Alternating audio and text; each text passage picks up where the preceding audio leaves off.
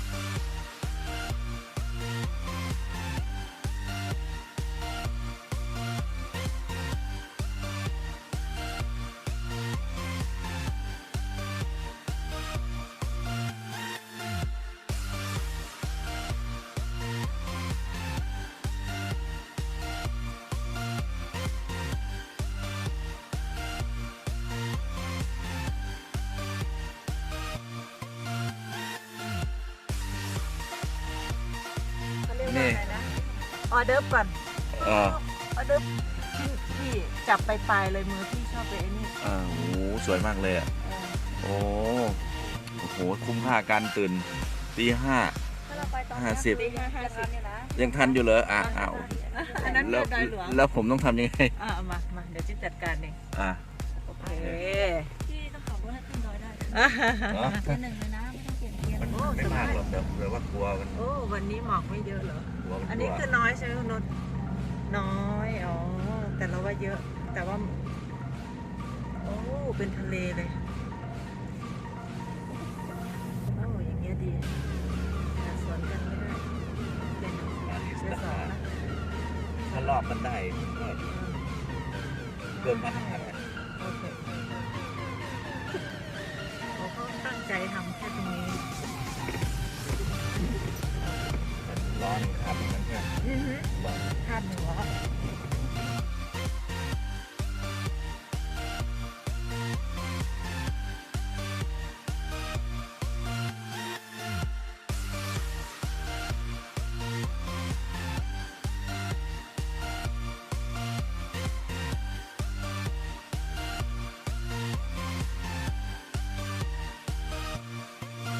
คุ้มค่านะ คุ้มค่าค่ะ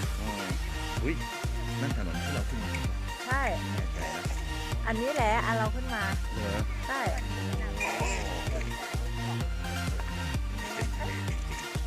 ถนนทางที่เราขึ้นมาเมื่อกี้ก็เรามองทะเลหมอก เออ ณดอยหลวงเชียงดาวเฮ้ยพระอาทิตย์ยังไม่ขึ้นเลย เออ คุณหนุ่มหันหน้ามาสิ อ่ะ คุณหนุ่มเป็นไงบ้างถามความรู้สึก เยี่ยม เยี่ยมไหม ครับต้องมาให้ได้ ขับรถโอเคเลยนะเยี่ยมใช่ไม่ธรรมดามาก ดีไม่เป็น limited edition อ่ะ เออ โอ้เสียดาย ไม่เป็นไร อ่า คันต่อไป คันต่อไปคุณนุชก็กำลังจะดริฟกาแฟให้เรารับประทานนะคะอืมมิสเตอร์จอยเป็นไงบ้างครั้งแรก แม่ อยู่ ครับสวย อยู่ ครับ ตั้งนานแต่ยังไม่เคยขึ้นมาใช่ไหม สวยมากครับ อันนี้กาแฟจากไร่พระรักษ์ทุกวันเลย ใช่ อันนี้กาแฟจากไร่พระรักษ์นะคะ มีสองพันนะ มีพันธุ์บราซิลด้วย บราซิลกับอาราบิ สี ก้า เหลือง อ่าฮะ ๆพันธุ์บราซิลนี่ติด1 ใน 3ของโลกนะกาแฟบราซิล ถ้าอันดับ1มันโคลัมเบีย นี่วิวสวยมาก จากต้นเลยสดจริง เอาคุณนุชเข้ากล้องหน่อย คุณหนุ่มเข้ากล้องหน่อยคุณหนุ่มกินบรรยากาศนะ ๆนั่งเป็นน้อยได้ อ่าฮะ นี่ไงแสงแรกเลย อ้าวมาแล้ว แสงแรกมาแล้ว แสงแรกมาแล้ว ฮะโอ้ทันโชคดีมากเลย ไม่ได้ขึ้นกันทุกวัน อือหือ มันจะช้าลง อือหือ แต่ว่ามันไม่ใช่เวลาเดิมหรอกไม่ใช่เวลาเดิม เราทันแสงแรกนะสวย แต่เห็นว่ามันเออ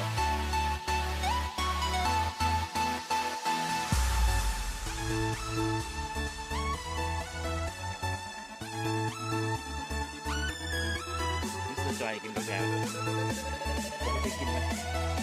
กินกาแฟเหรออ๋อแล้วกินกาแฟสดจากแล้วใช่มันนุ่มนะ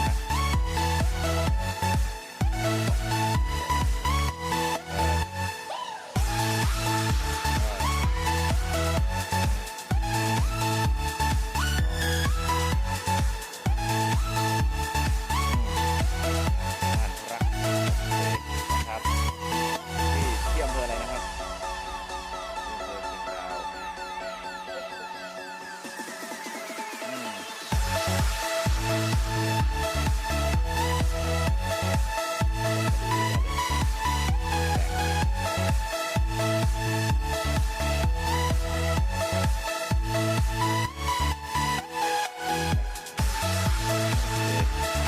ครับ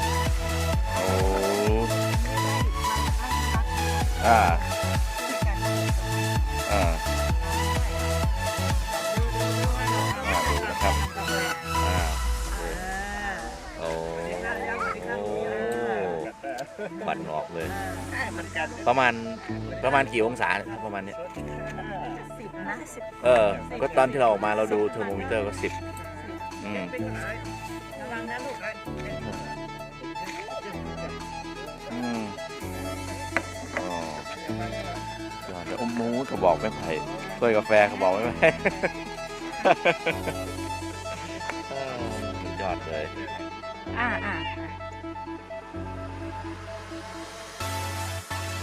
เป็นงาน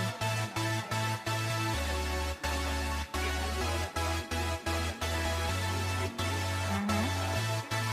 ใช่โอเค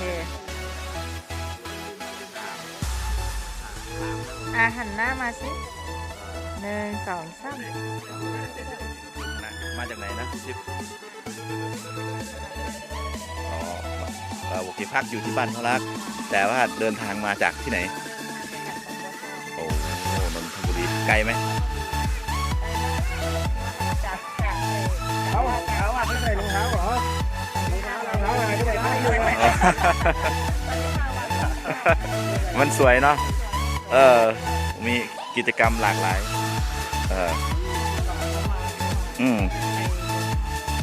เดินถ้ำ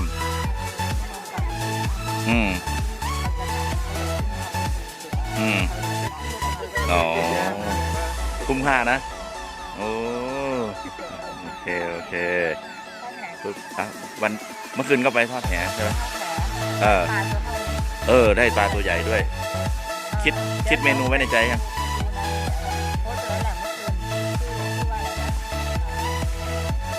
ขาดตลอดนะคะ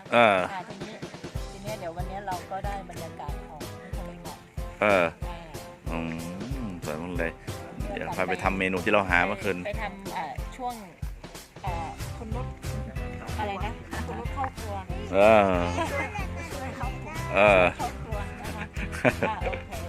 โอเคนะ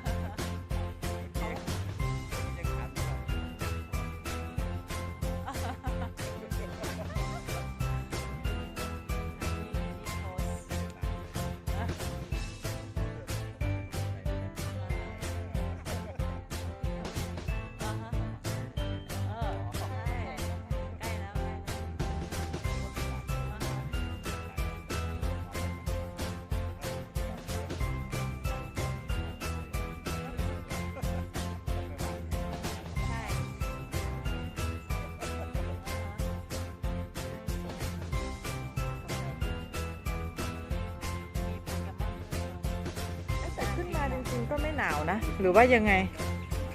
ลินได้อยู่นี่อยากกินลินเอาอยากเมาลินเลยเนี่ยไม่เคยเห็นทีนะทำแบบนี้ใช่ครับหมดเลยเอาขวดเก็บขวดทุกเพลง ปวดทุกการ หมดทุกกาเขาเรียกอะไรนะ ชงบาง ครับ ๆ โอ้นี่สวยมากเลยนี่ แต่ว่าถ้าใครที่มาช่วงปีใหม่มันก็ต้องสำรองห้องนิดนึงใช่ไหมครับคุณนุ่น ที่หนูมาที่หนูจะขอลูกค้าทุกวันเลยลูกค้าที่ขนซ้ายส่งไปนี่เลย ที่จริงอ่ะเราไม่มีที่นอนนะ เราเจอลูกค้า คุณนุชเขาน่ารักมากเลย ครับเพื่อนน้องเขาใจดี แบ่งปันนะ คนไทยมีน้ำใจ ใช่ แต่ถ้าใครจะมาจริงๆ ต้องล็อกนะคะ กับคุณรถไว้ ใช่ค่ะต้องจองหน้าเทศกาลนี่คือต้องจองเลย ไม่มี เออ ก็จองเข้ามาบุ๊กไว้เลยค่ะ เพราะว่าเอ อื อ ม มันจะเป็นเสียงเดียวกันคือเท่าที่เราคุยกับลูกค้าตื่นมาเช้า อือฮึ รู้มีจองมาสัก4-5 วันดีกว่า ใช่ เออ คือมัน เออ คือตอนแรกถ้าสมมติว่าจะมาแค่วัน2 วันไม่พอ แต่ ไม่พอค่ะ ตอนที่ขับขึ้นมาเนี่ยจะบ่นกันทุกคนเลย ฮะ มันก็มีบ้าง ใช่ เออ แต่จริงๆ สุดยอดจริง ๆ บรรยากาศ อ่า ทำอะไรหรอ อ๋อ ไม่สามารถสูตรแล้วเลย อ่าฮะ มีที่พักพร้อม อือฮึ อ่าฮะ ของรถพร้อม ก็ ถูกใจเข้ามาอยู่ได้เลย อ่าฮะ มาเป็นห้องสอนห้องสเตย์ได้เลย ก็คือช่วงเทศกาลมาไม่ต้องบุ๊กนะคะ มีที่พักมิสเตอร์จอย สบายนะ อ่าฮะ เออ อ่าฮะอ่าฮะแต่ถ้าบ้านพ่อรักนี่ต้องบุ๊กก่อนนะคะ บุ๊กแล้วก็มัดจำมาสักครึ่งหนึ่งเพื่อที่ว่าจะได้ห้องชัวร์ๆเพราะว่าถ้าใครไม่บุ๊กนี่คือ ขนาดนั้น ไม่ได้เลยนะคะ ขนาดนั้นเชียว ใช่ไม่ได้ค่ะคือต้องบุ๊กเลย บ่นกัน ต้องมัดจำบ่นกันทุกคนเลย จองมาดีกว่า ใช่ ถ้าไม่จองคือหลุดค่ะ ห้อง ต้องจองล่วงหน้าค่ะ เป็นที่วิวดี วิวดีที่สุดละในเมืองคลองมันแล้วก็กีตาร์เล่นกีตาร์แล้วก็มีกาแฟนะ แล้วสักพักก็จะมีขนมปังอะโวคาโดสุดยอดเลยตอนเช้า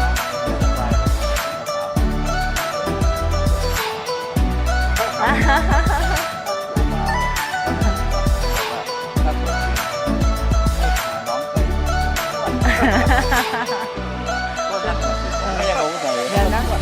ภาษาอีสานแปลว่าอะไรน้องจวน คิดไปไกลแล้วนะ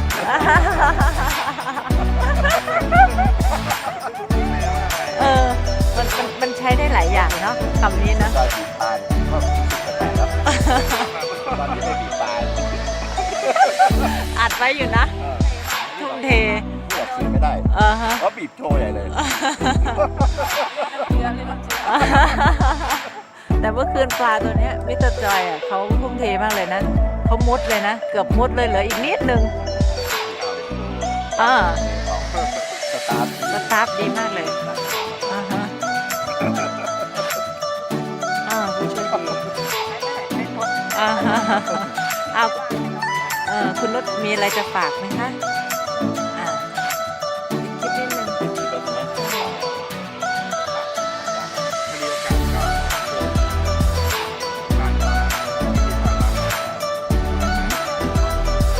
ค่ะ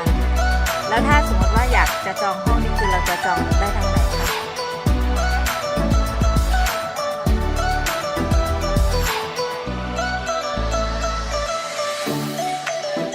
ค่ะ แชทไปทางเห็นก็ได้ ค่ะ ค่ะเบอร์อะไรคะคุณนุชโอเคค่ะ ฝากติดตามช่องด้วยนะคะ ค่ะช่องอะไรคะ พาตลอดค่ะ พ่อรักพาตลอนนะคะ โอเค ถ้าถึง10,000 ซับจะได้กันสั่น ฮะเราจะซื้อไม้กิมบอลนะคะ โอเค โอเค โอ้วิวสวย วิวสวยค่ะ โอเคนะบ๊าย โอบ าย เค บ๊ายบายค่ะ